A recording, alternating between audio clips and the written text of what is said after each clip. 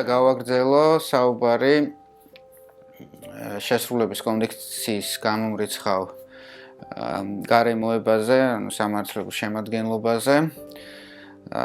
კერძოდ 976 მუხლის მეორე ნაწილის D ქვეპუნქტზე, ანუ შესრულების კონდიქციის გამორიცხვაზე, ბათილობის ნორმის მიზნიდან გამომდინარე, უფრო მარტივად რომ ვთქვათ, შემთხვევაზე, როდესაც გარიგება არის ბათილი, მის საფუძველზე მოხდა შესრულების გაცემა და მიუხედავად ამისა არ ხდება ამ გარიგების უკუქცევა, შემსრულებელი უკან ვეღარ ითხოვს გაცემულს, იმიტომ რომ ეს წინააღმდეგობაში მოდის იმ ნორმის მიზანთან, რომლის საფუძველზეც არის ეს გარიგება ბათილი. რამდენიმე შემთხვევა ამისი უკვე აღწერეთ, ხო?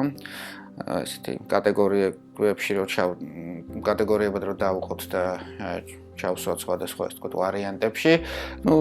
პირველი იყო ადვოკატის შემთხვევა, როდესაც ადვოკატი ამავდროულად არის საჯარო მოხელე, რაც ეკრძალება, რის გამოც მის მიერ დადებული საადვოკატო მომსახურების ხელშეკრულება არის ბათილი და თუ მის საფუძველზე გაუწევს კლიენტს რაიმე მომსახურებას, მას ცალმხრივად ამ D ქვეპუნქტის მიხედვით, ესე ვთქვათ, ებლოკება შესრულების კონდიქცია, ანუ შეიძლება მის მომსახურებას ჰქონდეს ეკონომიკური საბაზრო ღირებულება, მაგრამ ვერაფერს ვერ მოითხოვს ამ ღირებულებას, ვერ მოითხოვს შესრულების კონდიქციით, იმიტომ რომ უნდა, ესე მარტივად რომ ვთქვათ, დაისაჯოს და წაერთვას სტიმული ამ კანონსაწინააღმდეგო საქმიანობის განხორციელებისა, ხო?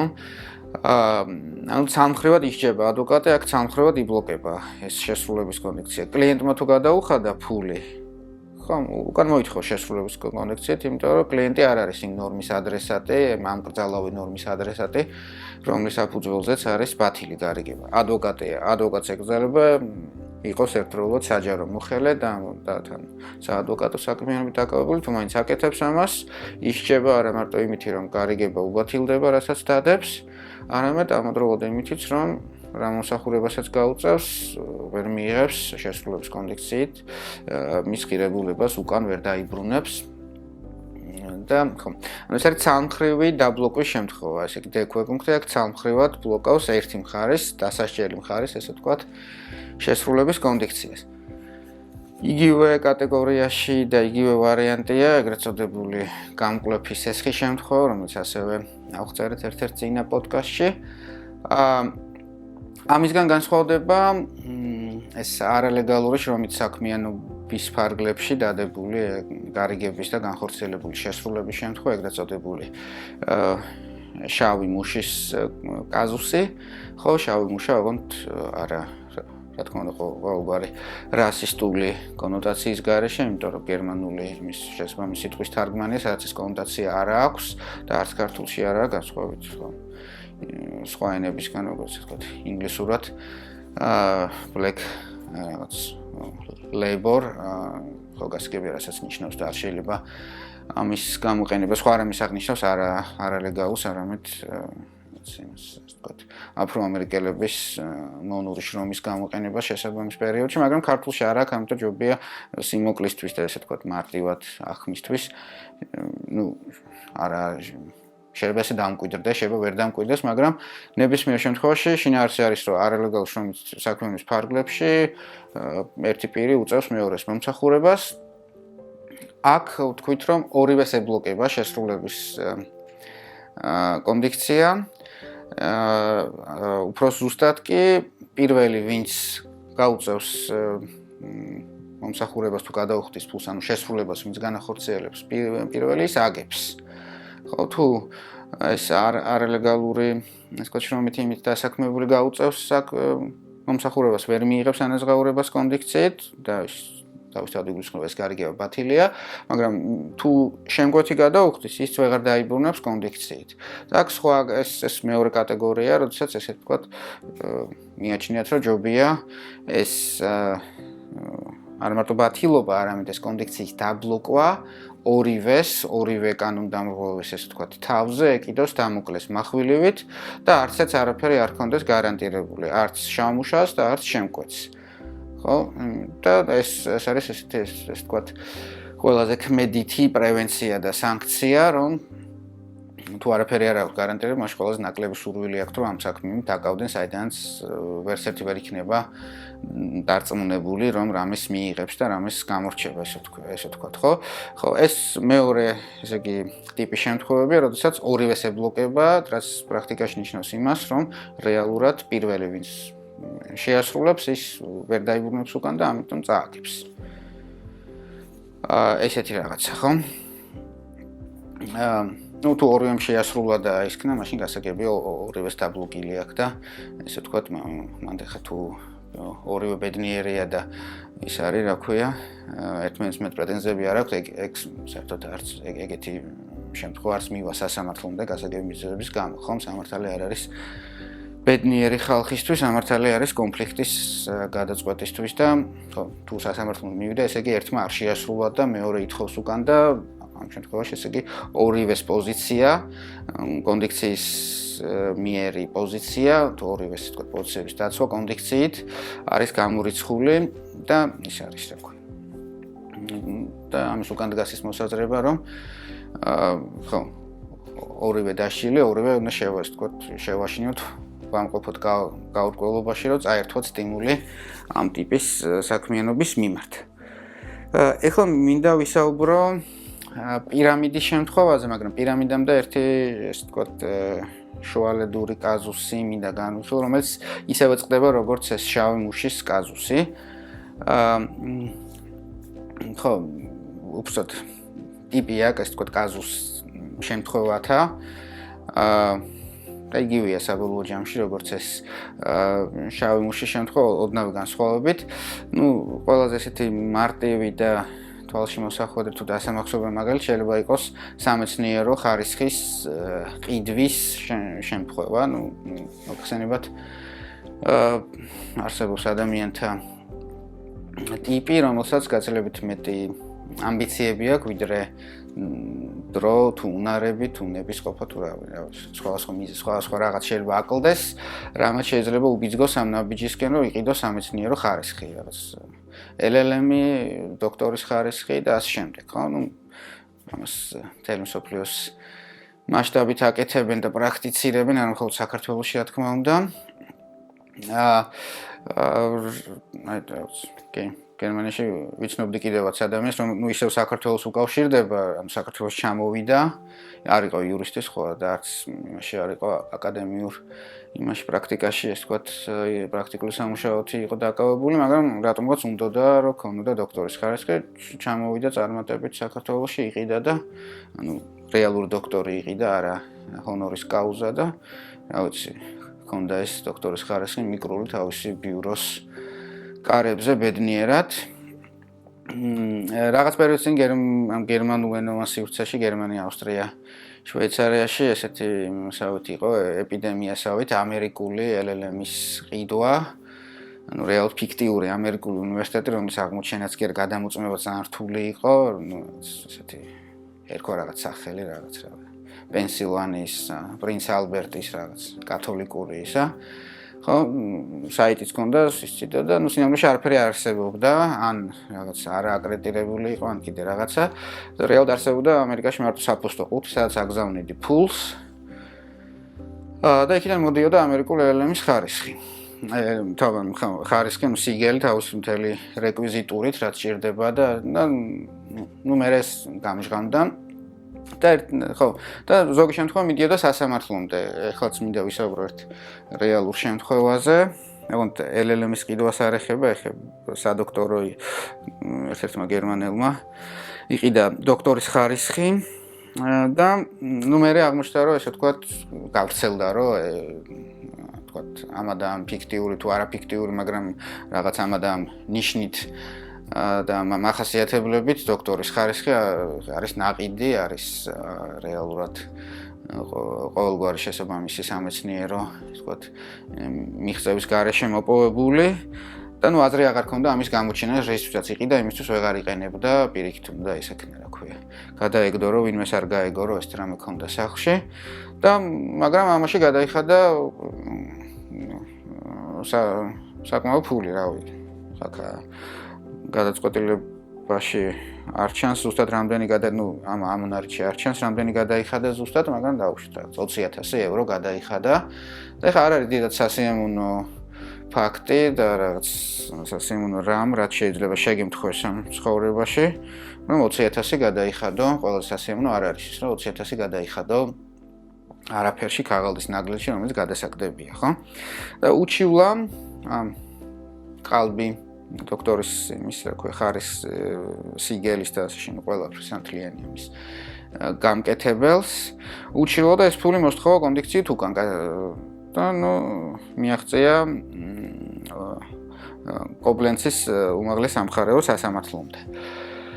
ამ დავამ ამ სასამართლომ თქვა შემდეგი რომ თავიდან პირველ რიგში ეს გარიგება რომელიც ეხებოდა ყალბი დოქტორის ხარისხის დამზადებას მიიჩნია რა თქმა უნდა პათილად როგორც ამორალური გარიგება, იმიტომ რომ ეს არის ასე ვთქვათ ეწინააღმდეგება მორალის ნორმებს, რომ ამ გზით ყოველგვარი სამეცნიერო პერფორმანსის და დამსახურების გარეშე მოიპოვო ის ხარისხი, რაც უკავშირდება აი სწორედ ამ რაღაც მეცნიერულ აქტივობას და მე ასე ვთქვათ საზოგადოებაში და პროფესიულ ასე ვთქვათ ასპარეზზე პოზიციონირებდა როგორც დოქტორი შესაბამისი იმის დარგის, მაშინაც კი ეს აკადემიური იმას არ უკავშირდება კარიერას, ხო, არამედ რაღაც პრაქტიკული კარიერას, რაც დოქტორის ხარისხი ხოლმე დამატებითი ის არის, ასე ვთქვათ, კვალიფიკაციის მანიშნებელი, არა აქვს მნიშვნელობა, მაინც პათილია, მოკლედ ეს გარიგება, ეს გასაგებიც იყო. მაგრამ რაც შეეხება ფულის უკან დაბრუნებას, აქ სასამართლომ თქვა ესეთი რაღაცა, რომ არ დაუბრუნა, ან კონდიქცია დაუბლოკა იმ აი DQ პუნქტის შესატყვისი, რაც არის გერმანიაში, პათილობის ნორმის დაცვითი მიზნიდან გამომდინარე, თქვა ეს რაღაცა, რომ აქო ესეთ ამ ტიპის შემთხვევებში მარწესრიგი თვით ცენზურითაა დაკავებული, აქ ორივე მხარე ამორალურად მოქმედებს და თუ ორივე მხარე მოქმედებს ამორალურად, მაშინ სამართალი არ მონაწილეობს მათ შორის დავის გარჩევაში. ამან შეიძლება საკმაოდ უმოწყალო შედეგამდე მიგვიყვანოს, თუმცა ეს კანონმდებლის მიერ იყო წინასწარ გათვლილი და ეს უნდა დააბრალოს შემსრულებელმა თავის თავსო, რომ ამორალურ საქმეში, როდესაც ის შეგნებულად აბიჯებს მარწესრიგის საზღვრებს და სდება მარწესრიგის საზღვრებს, ვერ მიიღებს დახმარებას ამ მარწესრიგისგან. ანუ აქ დოქტორის ხარისხის მყიდველს უარი უთხრა კონდიქციური მოთხოვნის დაკმაყოფილებაზე დაუბლოკა მას ეს კონდიქცია იმის გამო, რომ ძალიან კარგად იცოდა რა ამორალურ საქმეში იღებდა მონაწილეობას და უნდა დაისაჯოს. ერთი შეხედვით იგივეა, რაც შავი მუშის კაზუსი, ორივეს ებლოკება, თუმცა განსხვავება აქ მაინც არის და ეს განსხვავება მდგომარეობს იმაში, რომ შავი მუშის კაზუსში რეალური შესრულებების გაცვლა ხდება. ანუ იქ შემკვეთიც ფულს იხდის, რეალურ ფულს იხდის და შავი მუშაც რეალური ესე ეკონომიკური ღირებულების მომსახურებას წევს, ხო, რაღაცას უშენებს, უკეთებს, ურემონტებს და ასე შემდეგ, ხო?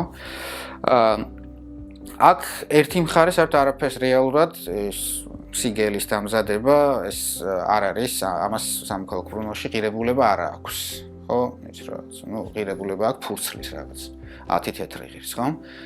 რაღაც 2 ლარი, ხო? ანუ რეალურად ესე იგი ერთი გასცემს არაფერს, ანუ იმას რისკირებულებასაც სამოქალაქო ბრუნვა და მარწესრიგი უბრალოდ არ აღიარებს, ხო? საბაზრო ღირებულებას მისას არ აღიარებს, მეორე რეალურ ფულს გასცემს, ხო? ერთი შეხედვით ერთი მხრიდან რეალურ შესრულება, მეორე მხრიდან საერთოდ არ არის რაიმე ღირებულების მქონე შესრულება, მიუხედავად ამისა, მაინც ესე გადავწყვეტა, იმიტომ თავარი არის არა ის, რომ ვინ დაჩაგრულია, ვინ მეც გასცემს, ვინ ნაკლებს და ვის მეტი რისკი აქვს და ასე შემდეგ, ხო? იმიტომ მეორე მხარეს არ უჯდებოდა ეხა ეს არაფერი, ხო? ეს იხდიდა რაღაც 20,000 და ის კიდე, რაღაცები დაუჯდა ეხა ეგ საიტის მოწყობა და რაღაც იქნება რაღაც ბაზებში რეგისტრაცია ღმერთმა უწყეს რას აკეთებდნენ, მაგრამ ამის მიმართ რეალურად ამის წინაშე ბევრს არაფერს ისე თქვა არ ხარჯავდა, მის შესრულების ღირებულება იყო არაფერი. მიუხედავად ამისა, აქ სასამართლო არ წავიდა ამ გზით, რომ ეთქვა, რომ ხო, ვინ მეტი გასცა, ვინ ნაკლები, თქვა, რომ ორივე იღებდა ამორალურ საქმეში, ამორალურ წამოწყებაში მონაწილეობას. ამიტომ ორივე უნდა დაისაჯოს, უბრალოდ რეალურად დასჯილი გამოვიდა, ვინ შეუკვეთა, მაგრამ ღირსია თავის თავს დააბრალოსო, მასაც კი არა, მას მიუხედავად იმისა, რომ ის ერთი შეხედვით უფრო ცოდო იყო, შეიძლება ესე ვთქვათ, ხო, მაინც დაუბლოკა ეს შესრულების კონდიქცია, მთავარია, რომ ორივემ გადააბიჯა მარცეს რიგის ზღვარს, მარცეს რიგის საზღვრებს გასცდნენ, ამიტომ დაუბლოკა ჩვეულებრივად ამ შემკვეთს ეს მისი შესრულების კონდიქცია. შემდეგი შემთხვევა არის ეგრეთ წოდებული პირამიდის შემთხვევა, პირამიდის კაზუსი, რომელიც საქართველოშიც ალბათ შეიძლება სუმცირე არანაკლებ, ან შეიძლება სხვა ქვეყნებზე მეტადაც კი პოპულარულია. პირამიდა არის ესეთი ბიზნეს მოდელი თუ ეკონომიკური საქმიანობა ბრჭყალებში, არ ბრჭყალებში არა, ეკონომიკური არის, მაგრამ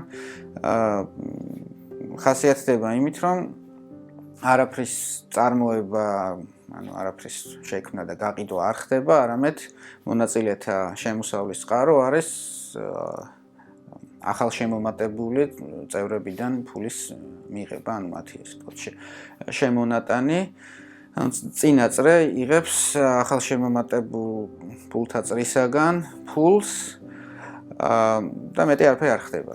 რაც გარდაუვალად გულისხმობს იმას, რომ ბოლო წრე ხო ბოლოს ვინც შემოემატება, დარჩება აუცილებლობის ძალით დარჩება მშრალზე, ანუ ჟარგონზე რომ ვთქვათ, დარჩება გადაგდებული. ხო, იმიტომ რომ ადამიანთა სიმრავლე დედამიწაზე და სულ რაღაც galaktikuri სივრცეებიდან უცხო პლანეტელები ჩაერთონ ამ წამოწყებაში, მაინც სასრული სიდიდეა. ბოლო წრე არის ყველაზე დიდი, იმიტომ რომ ყველა წინა წრე, ანუ ვინც მოასწრო და ესე ვთქვათ, პრივილეგირებულ მდგომარეობაში, იმიტომ რომ ადრე ჩაერთო, უფრო მეც იღებს, ვიდრე შეაქვს, ხო, ეს პრინციპია, ანუ ეს აზრი არ აქვს და ბოლო წრე იქნება ყველაზე დიდი და ბოლო წრე დარჩება, ესე ვთქვათ, მშრალზე დარჩება გადაგდებული. რაც არის ეს რაღაცაში მონაწილეობა არის ამორალური, როგორც მისი ორგანიზება, ისე მონაწილის სტატუსით ჩართვა არის ამორალური, არ აქვს ხა რაოდენობას, რამდენი ისე ვთქვათ, მშრალზე დატოვება მოხდება, რამდენი ადამიანი სულ ერთის ხდება, ეს მაინც ამორალურია. უბრალოდ სიმძაფრისთვის, ხო, ასე იგი, როცა ვიღებ მონაწილეობას ისეთ ვთქვათ, წამოწყებაში, საიდანაც და რომლის გამოც ვიცი, რომ ვიღაცები დარჩებიან, ისე ვთქვათ, მოტყუებულს ბოლომდე ვერ დავარქმევთ, მაგრამ ეს ამას არ აქვს მნიშვნელობა, ვიღაცები მხოლოდ შემოიტანენ ფულს და ვერაფერს ვერ მიიღებენ, რაც ეწინააღმდეგება იმ დაპირებას, რასაც გასცემს ორგანიზატორი, ეს არის ამორალური.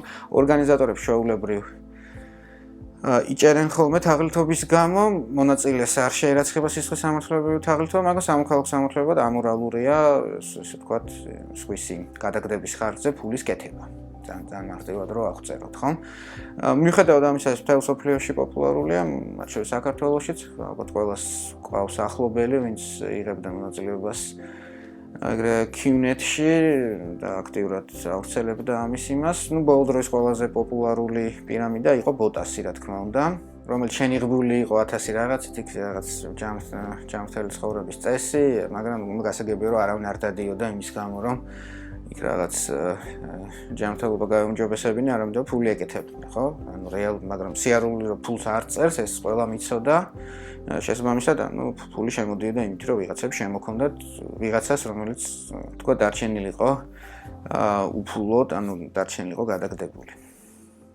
ხო, და ეს ამორალური, ამიტომ ეს გარიგება რა ესე თქვა ფორმაც არ უნდა კონდეს, იქნება ეს არის ბათილი, იქნება ეს ამ ხანაგობის ფორმით ორგანიზებულ თუ 1000 რაღაც შეიძლება იყოს, სამეწარმეო ესე თქვა ფორმას მნიშვნელობა არ აქვს, არის ბათილი. თუ დადგინდა რომ პირამიდაა, ანუ არაფრიდან ფული არ ფულის ესე წარმოშობა არ ხდება, მაგრამ დაპირება ხდება ამის, ეს არის ბათილი.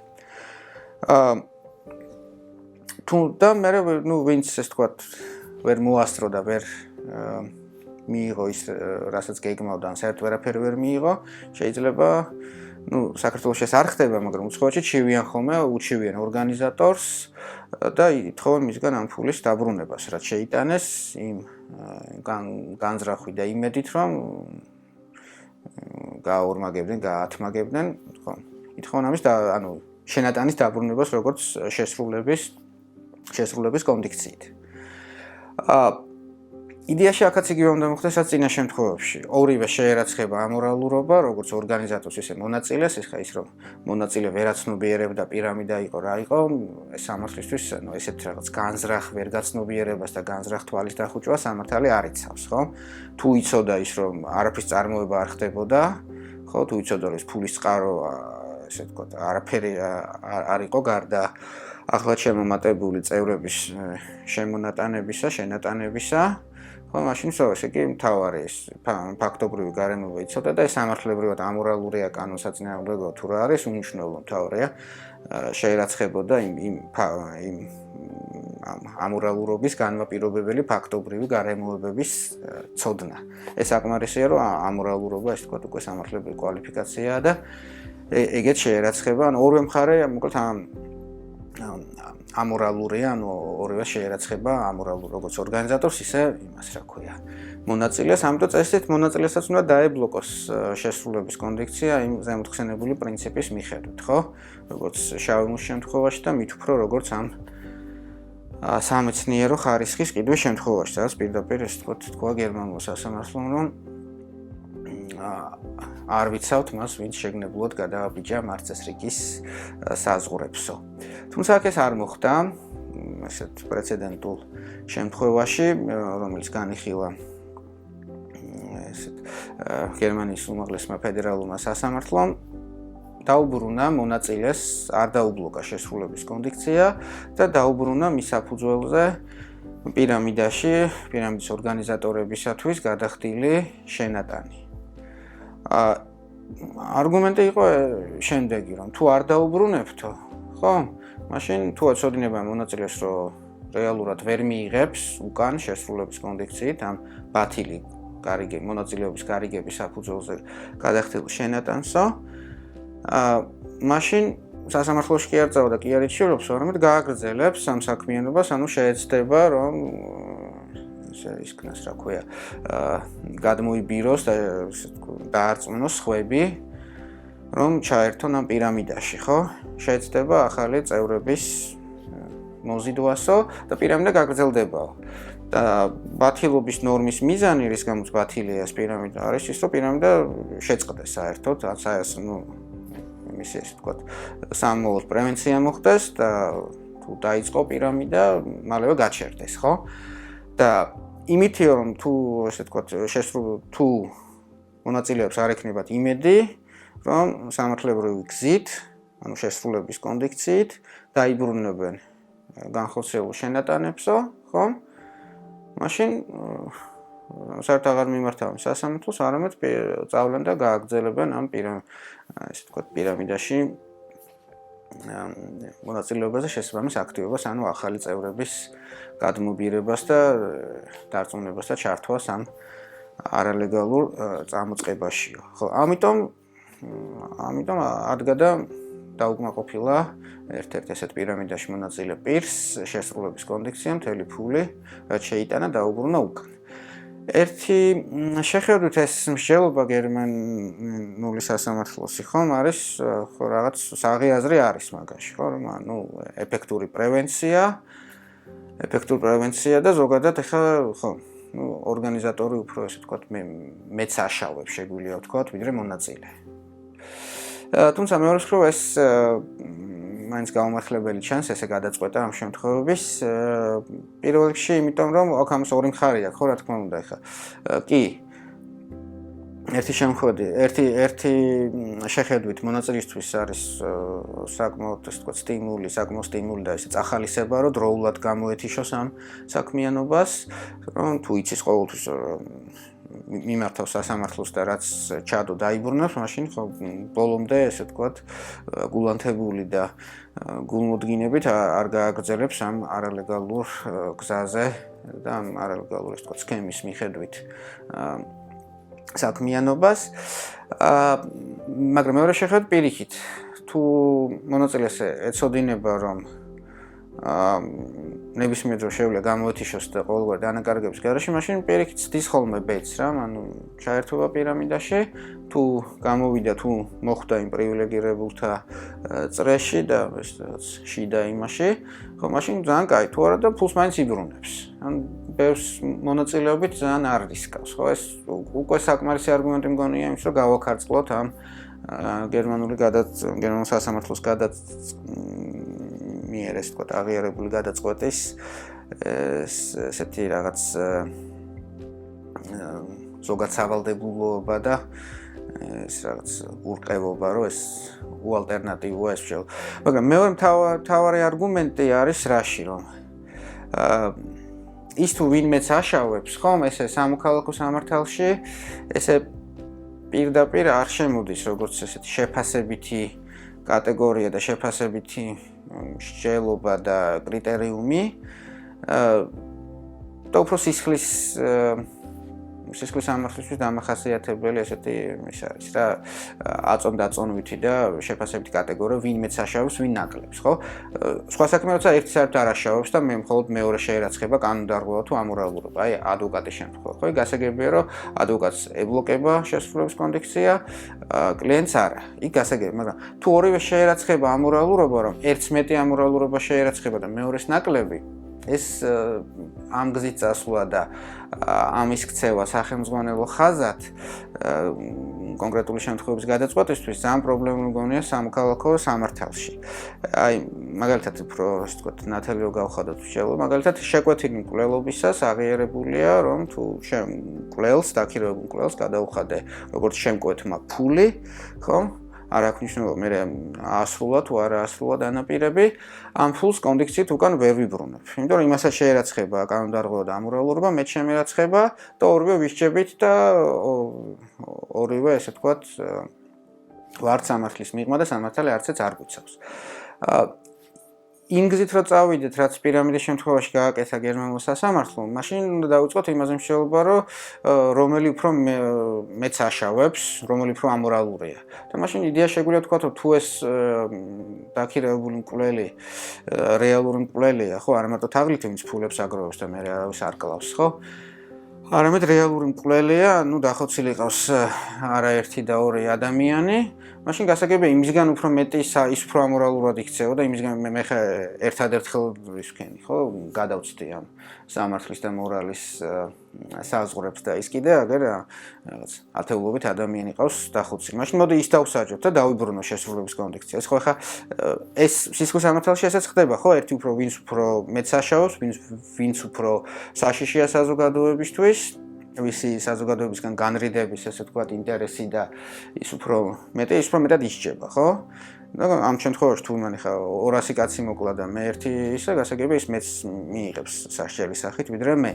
მაგრამ სამოქალაქო სამართალი არ არის დაკავებული ამ ზოგადად რაღაც საზოგადო ამ ზოგადი პრევენციით და იმ გაგებით რომ რაღაც ანუ იმის დადგენით ვინ უფრო საშიშია საზოგადოებისთვის და ვისი ესე ვთქვათ განრიდების მიზანიც და ის უფრო მეტია და ასე შემდეგ, არამედ დაკავებულია იმ წესრიგის დაცვით, რომელიც უკავშირდება სამოქალაქო სამართლებრივ სიკეთეებს და მათთან დაკავშირებულ ურთიერთობებს.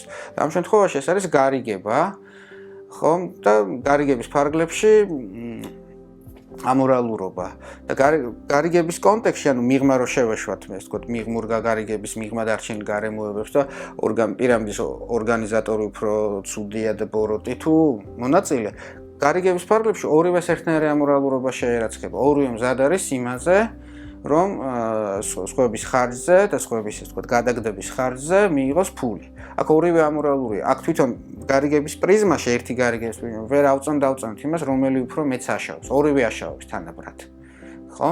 და იმ ელემენტი შემოტანა, რომ მოდი პირამიდის გაჩერება თუ გვინდა, ამიტომ ამას მივცეთ, ესე ვთქვათ, მონაწილეას მივცეთ ეგრეთ წოდებული უსაფრთხო გასვლის შესაძლებლობა, უდანაკარგო გასვლის შესაძლებლობა, ხო? გარდა იმისა, რომ პრაქტიკაში ჯერ კი ანუ თვითონ პრაქტიკული შედეგების კუთხით ჯერ კიდევ ესეც ალსახად გამართლებული არ არის, იმიტომ რომ პირიქით შეიძლება წაახალისოს მონაწილეობა. დოგმატურად რაღაც ისეთი აწონდა შეფასებით კრიტერიუმები შემოაქვს, რაც უცხოა სამოქალაქო სამართლისათვის და რისი გავრცელებაც თლიანი ამ სისტემის დარღვევას გამოიწვევს. მაშინ ყოველ ჯერზე უნდა შევხედოთ არა მარტო იმას, რომ ამ გარიგების კონტექსტში ვის რა შეერაცხება კონკრეტული ქმედება ამორალურია თუ არ არის ამორალური. არამედ უნდა დავიწყოთ იმაზე ფიქრი, რომ რომელი ცუდი ადამიანი, ცუდი ადამიანი ბრჭყალებში, რომელი საშიშია, რომელს ქმედება ზოგადად უფრო საშიშია იმისთვის, რა ქვია. საზოგადოებისთვის და ასე შემდეგ, რაც სამოქალაქო რისი გათვალისწინებაც და ის ესე ვთქვათ შეელობაში შემოტანაც და ესეთ რაღაც შეფასებით კრიტერიუმად განსხეულებაც არ არის სამოქალაქო სამართლის მიზანი და არც არის სწორი. შეკვეთილი მკვლელობისას ორივე ერთნაირად ვაშორებთ და ორივე ვხვდებთ გარიგებას, რომლის ორივე მხარესაც შეგვირაცხება ამორალურობა. და ნაკლებ მორალური და მეტად ამორალური ეს სხვა სამართლებრივი სისტემის და სხვა სამართლის დარგის განსჯის საკითხია და სხვა რამე აწესრიგებს. ანუ ამით გამოსვლა რეალურად სამოქალაქო სამართალი რაღაც თავის ფუნქციებს, რაც არის სამოქალაქო სამართლების სიკეთეების დაცვა და მოწესრიგება და ორგანიზება, მასთან დაკავშირებული ურთიერთობების ამას სდება და გადადის უკვე სხვა სიფრთხეში. რისი ესე ვთქვათ ინსტრუმენტარიუმიც და რისი მოწესრიგების ესე ვთქვათ ინსტრუმენტების და ის მას არ აქვს. ანუ ეს არის სხვა დარგი უკვე.